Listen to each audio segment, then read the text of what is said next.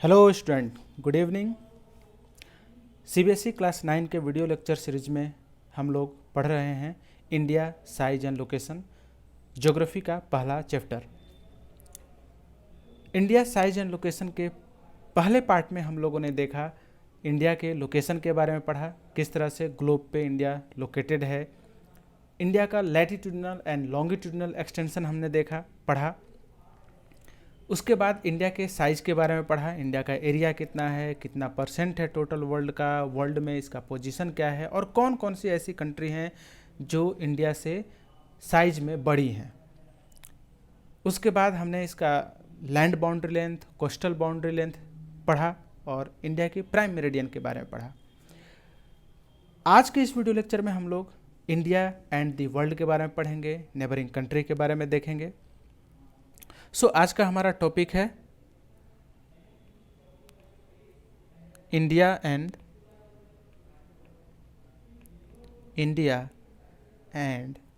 The world,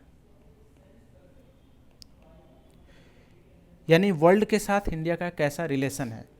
जैसा कि हम लोग जानते हैं, जो इंडिया का लैंड मास है वह सेंट्रल लोकेशन है between east and west Asian nation. ठीक है, ईस्ट और वेस्ट एशियन नेशन में सेंट्रल लोकेशन है because India is southward extension of Asian continent. Okay, so India is a southward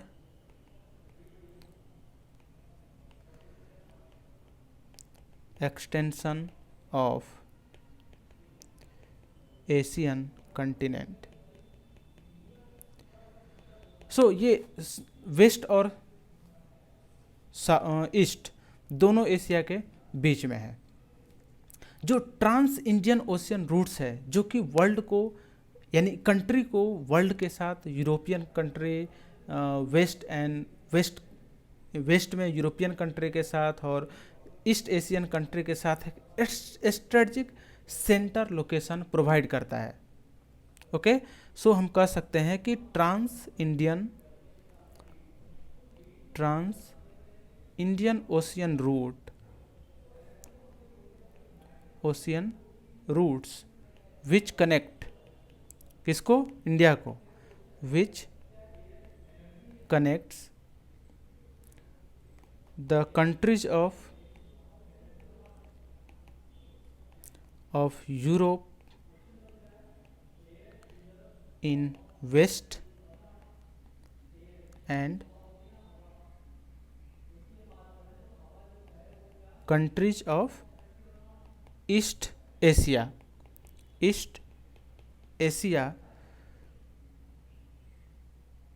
provide a strategic location, provide a strategic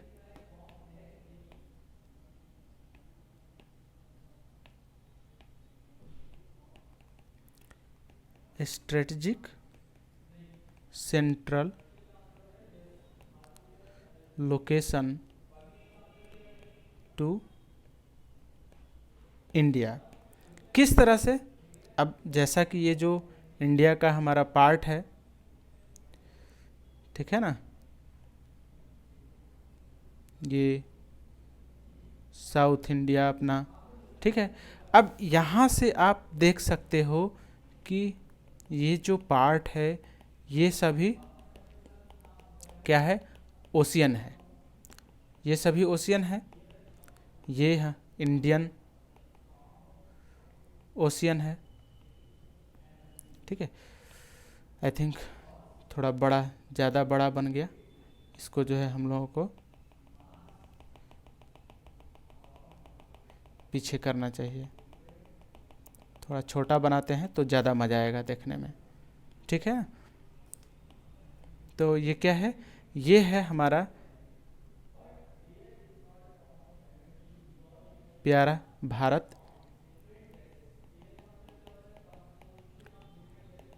ये Indian Ocean, Bay of Bengal and Arabian Sea. अब यहाँ पे देखिए ऐसा नहीं है, यहाँ से बहुत सारी कंट्री इस रीजन में ऐसे जो बहुत छोटे छोटे कंट्री हैं, यहाँ पे यहाँ भी ऐसे बहुत सारे कंट्री हैं, ठीक है ना। तो ये हो गया आपको वेस्ट एशिया जिसका सेंट्रल लोकेशन इंडिया है, ये हो गया आपको ईस्ट एशिया, ठीक है। और यहाँ पे भी तो ऐसे बहुत सारी कंट्री हैं, स्मॉल स्मॉल बहुत सारी कंट्री हैं, ठीक है ना। तो यहाँ पे ऐसे बहुत सारी कंट्री हैं इधर। तो इंडिया जो है इनके साथ रिलेशन एस्टेब्लिश करता है। ये कोस्ट, ये जो कोस्ट हैं, यहाँ से ओशियन रूट है, ये ओशियन रूट है। ये जो ईस्ट के साइड में ईस्ट एशियन नेशन है उनके साथ रिलेशन एस्टेब्लिश करता है। और यहाँ से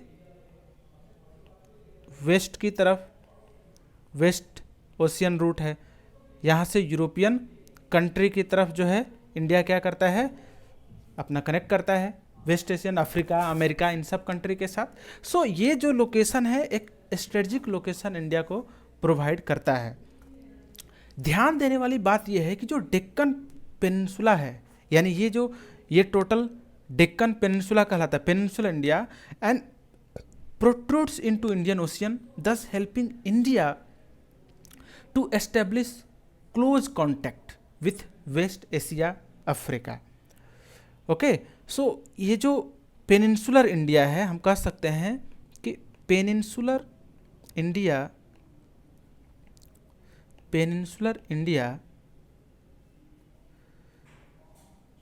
helps to establish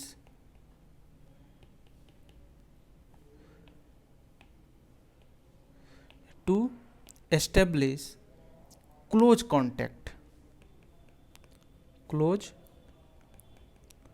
contact with west Asia. West Asia means Iran, Iraq, Saudi Arabia, UAE, Israel, ऐसे जो कंट्री हैं वेस्ट एशिया। अफ्रीका, ठीक है ना, अफ्रीका, यूरोप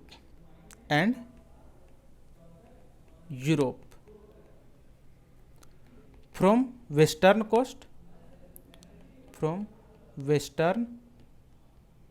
कोस्ट, ये जो है क्या है, यह जो पार्ट है यह वेस्टर्न कोस्ट है इंडिया का,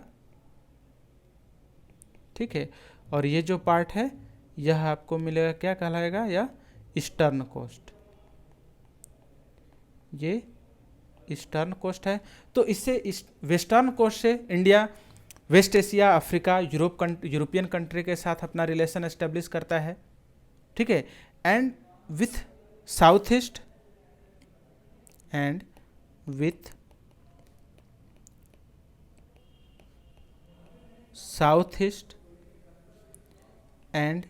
east Asian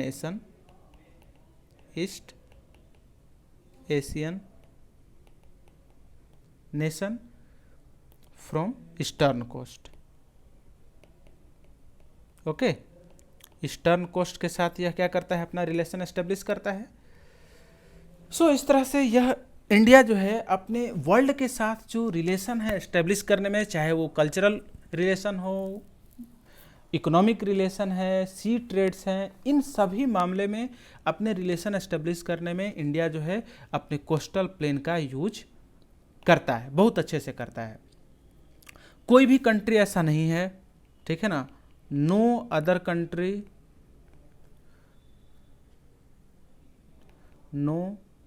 other country has a long coastline on the Indian Ocean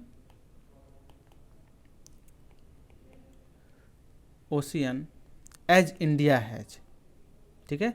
जितना इंडिया का जो कोस्टल लेंथ है उतना किसी और कंट्री का है नहीं है इंडियन ओशियन में जो भी कंट्री हैं। That's why it is India's imminent position in the Indian ocean. Okay, it is imminent position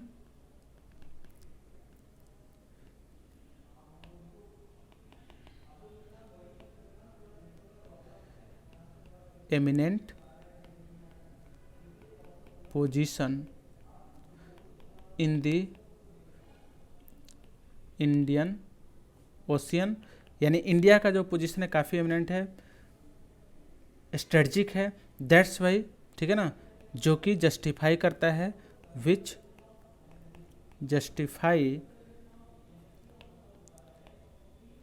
justifies the naming of ocean after it, ठीक है, इंडिया के नेम के बाद। ओके, तो ये जो है आपको इंडिया का स्ट्रेटजिक लोकेशन है। आप एक चीज़ नोट कर सकते हो, यहाँ पे नोट में लिख सकते हैं हम लोग, नोट यहाँ पे लिख लेंगे कि 18 स्वेज कनाल, ठीक है ना, opening of Suez canal, opening of Suez canal in 1869, ठीक है, reduced the distance between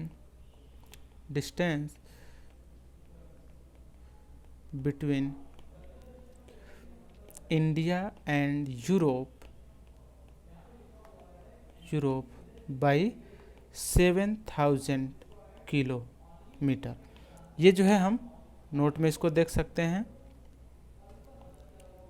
1869 में स्वेज कैनाल जो है ओपन किया गया था, कंस्ट्रक्शन किया गया था, जिसकी वजह से इंडिया का जो यूरोप के साथ जो डिस्टेंस है वो काफ़ी जो है 7,000 किलोमीटर से कम हो गया था। और ये कैसे हुआ था ये हम इस फिगर में अच्छे से देख सकते हैं।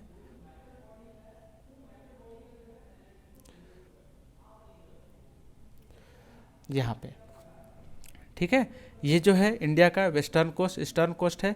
यहाँ पे आप देखो, ये आपको यहाँ पे मिलेगा स्वेज, ठीक है, यहाँ पे आपको यह जो पार्ट है ये स्वेज कैनाल है, जैसा कि आपको लिखा हुआ भी दिख रहा है, स्वेज कैनाल। यह 1869 में जो है ओपन किया गया था स्वेज कैनाल को।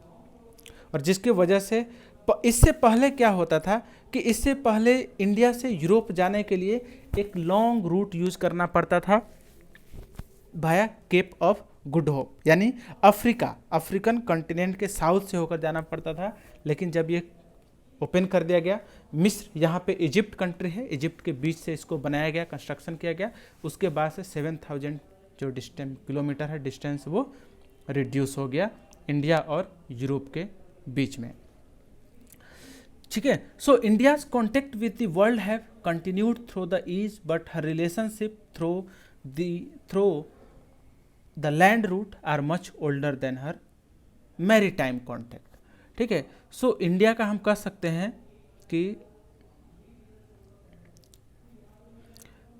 India's relationship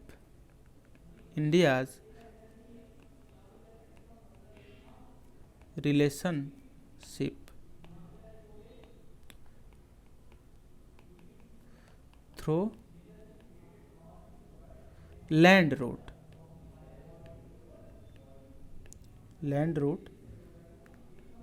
are much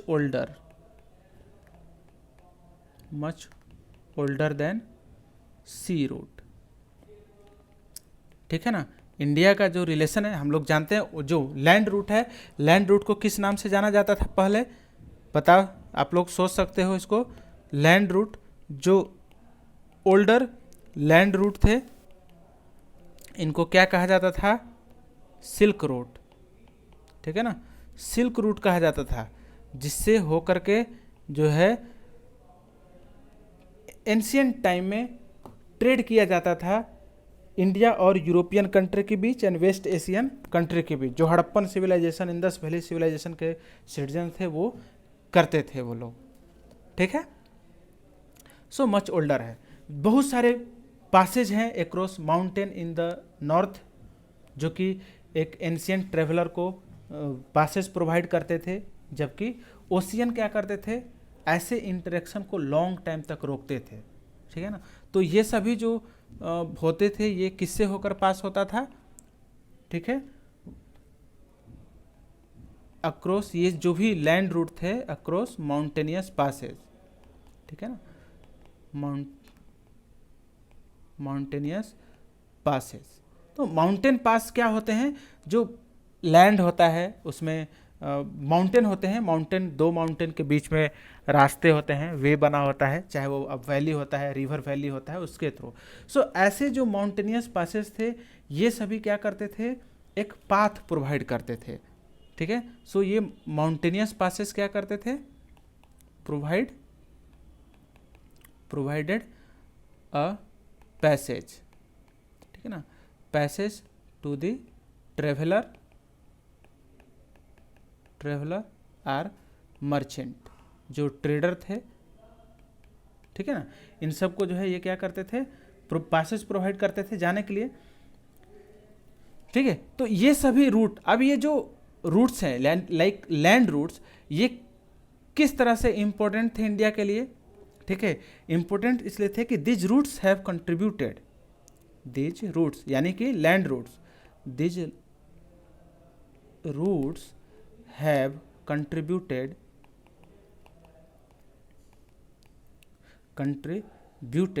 in the exchange of idea,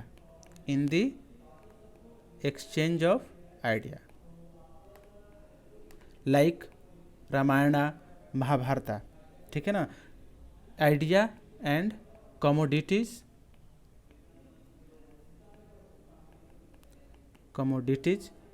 since ancient time। अब ये आइडियाज़ क्या थे, ठीक है ना, जैसे आइडिया ऑफ उपनिषद, रामायणा, पंचतंत्र, ठीक है ना, एंड इंडियन न्यूमेरल्स, ये सभी आइडिया क्या थे, जैसे हम कह सकते हैं कि आइडिया ऑफ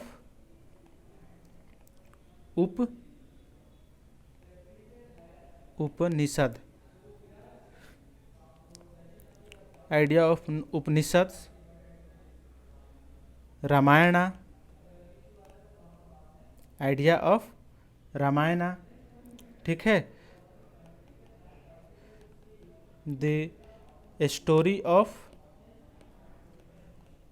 पंचतंत्र,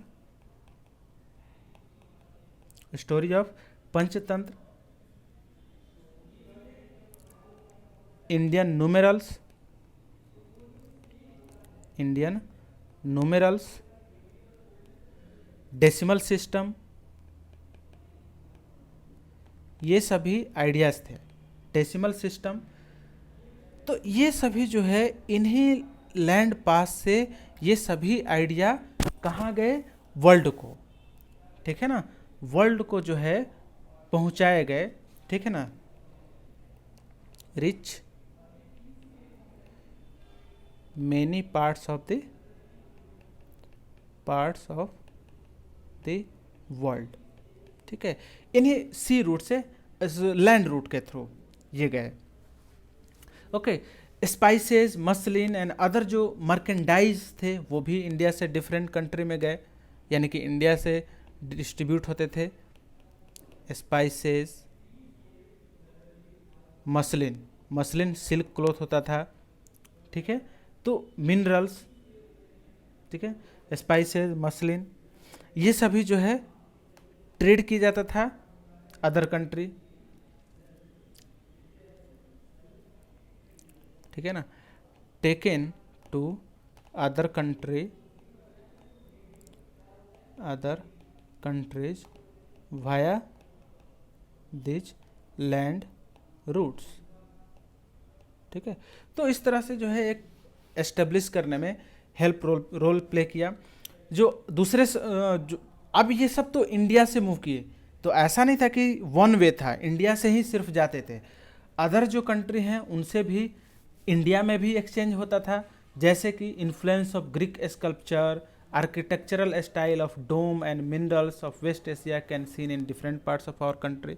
तो इंडिया में क्या आया, ठीक है ना, इन्फ्लुएंस ऑफ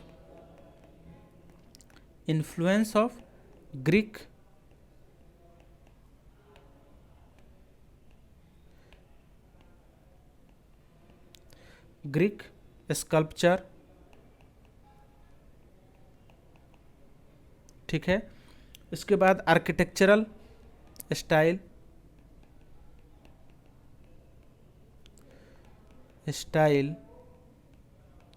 ऑफ डोम,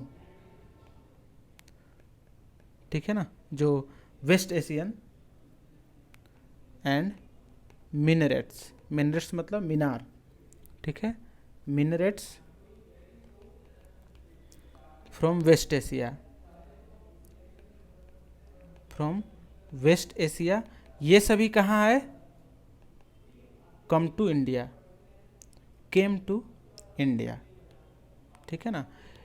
इस तरह से ये जो लैंड रूट्स हैं और इससे कल्चरल कन्फ्लुएंस हुआ, एशिया में देखने को मिला, इंडिया में भी जो है कल्चरल एक्सचेंज हुए, ठीक है।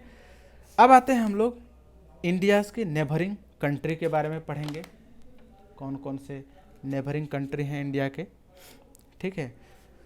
लास्ट टॉपिक है इस चैप्टर का, इंडियाज़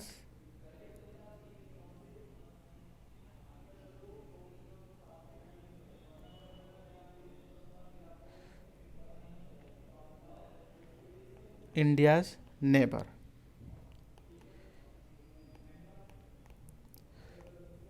ठीक है। इंडियाज़ नेबर के बारे में, जैसा कि हम लोग जानते हैं, इंडिया का जो स्ट्रेटजिक पोजीशन है काफ़ी इम्पोर्टेंट है, और इंडिया में total 28 states and 9 union territory हैं। अकॉर्डिंग टू बुक, आपके बुक में भी हो सकता है दिया हो 29 state and 7 union territory, but अभी एट प्रेजेंट जो है इंडिया में कितने हैं, 28 स्टेट एंड 9 यूनियन टेरेटरी हैं, ठीक है ना। इंडिया में एट प्रेजेंट हम कह सकते हैं, ठीक है, in India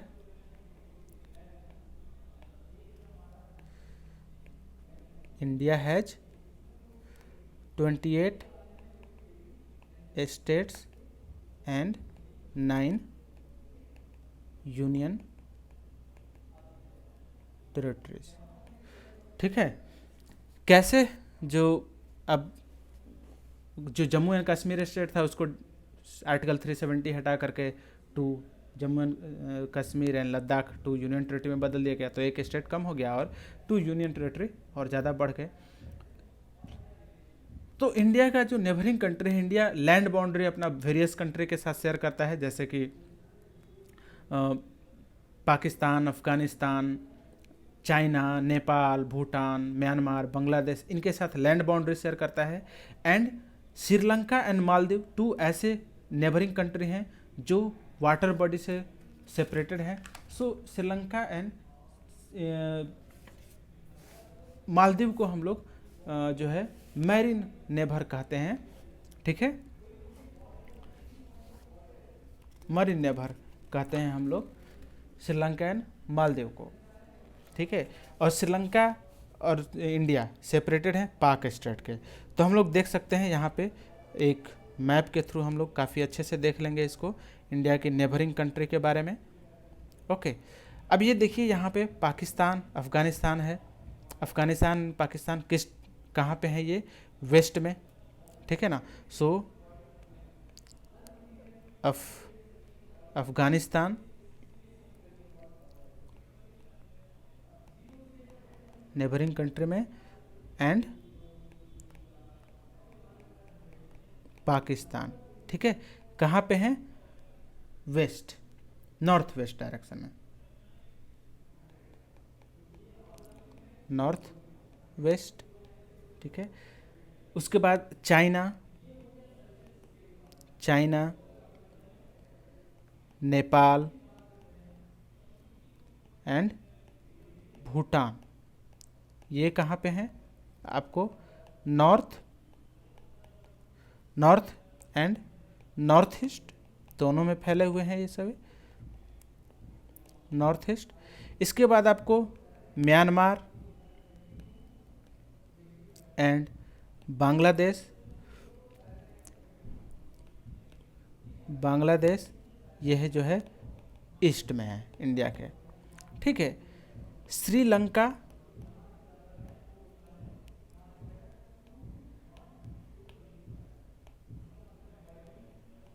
Sri Lanka and Maldives, ठीक है ना, ये क्या है, मरीन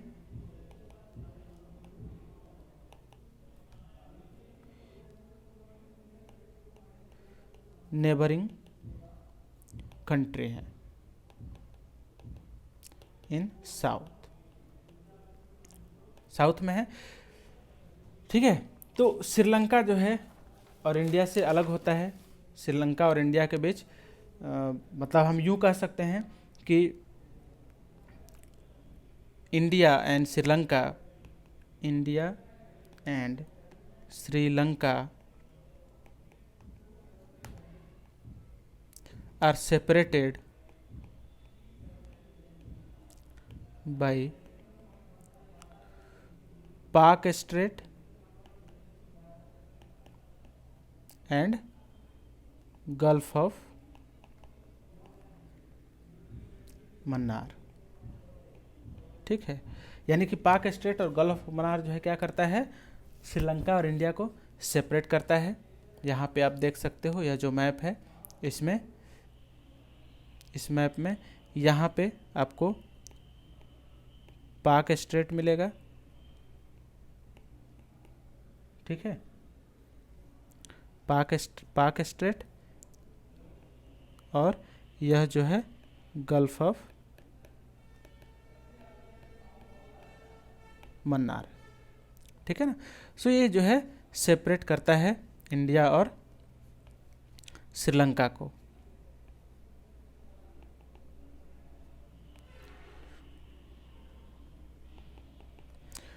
ठीक है। तो ये थे इंडिया के नेबरिंग कंट्री। प्यारे स्टूडेंट, यह चैप्टर यहीं पे समाप्त होता है। मिलते हैं हम लोग नेक्स्ट चैप्टर में, एक नेक्स्ट वीडियो लेक्चर में।